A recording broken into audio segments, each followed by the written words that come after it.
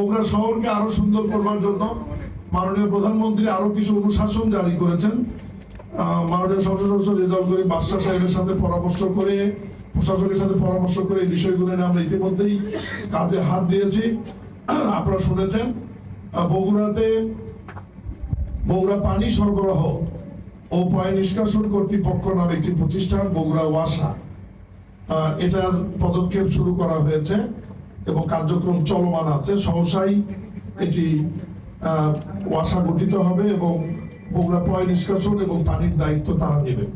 এর বাইরে বগুড়া উন্নয়ন কর্তৃপক্ষ এটি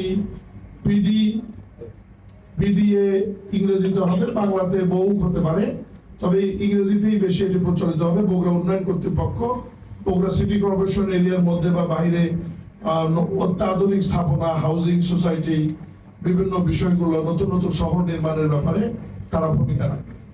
এবং আপনারা গতকাল সম্ভবত পুলিশ মহাপরিদর্শক আইজিপি বগুড়া অবস্থান করছেন, উনি বোধহয় সম্ভবত গতকাল না আজকের বক্তৃতা এটা বলেছেন যে বগুড়া মেট্রোপলিটন পুলিশের আদলে কাজ চলছে এবং মাননীয় প্রধানমন্ত্রী যখন বগুড়া সফরে পরবর্তী দিনগুলোতে আসবেন সময় দেয়, সেই সময়ে বগুড়া মেট্রোপলিটন সিটি, বগুড়া ওয়াসা, বগুড়া উন্নয়ন কর্তৃপক্ষ সহ সিরাজগঞ্জ, বগুড়া রেল লাইন চালু, বগুড়া ফুটবল স্টেডিয়াম সহ মাননীয় সংসদ সদস্য রেজাউল করিম বাদশা সাহেব গত পার্লামেন্টে আরো অনেক কিছু দাবি বগুড়ার মানুষের জন্য উনি করেছে। এই বিষয়গুলো প্রক্রিয়াধীন রয়েছে।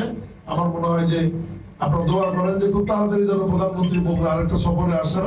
মানে প্রধানমন্ত্রী যত বগুড়া সফর করবেন, বগুড়ার উন্নয়ন তত ত্বরান্বিত হবে এবং বগুড়ার মানুষের কাছে এই জিনিসগুলো দ্রুত পৌঁছবে। আপনার সবার প্রতি আমার অনুরোধ থাকবে, বগুড়া সিটি কর্পোরেশন একটি নতুন সিটি কর্পোরেশন, যেটি কয়েকদিন আগেও পৌরসভা ছিল, এটা বগুড়ার মানুষের দাবি ছিল, যেটি বগুড়ার কৃতি সন্তান মাননীয় প্রধানমন্ত্রী এটি বাস্তবায়ন করে দিয়েছেন, প্রশাসক নিয়ে দিয়েছেন। আমরা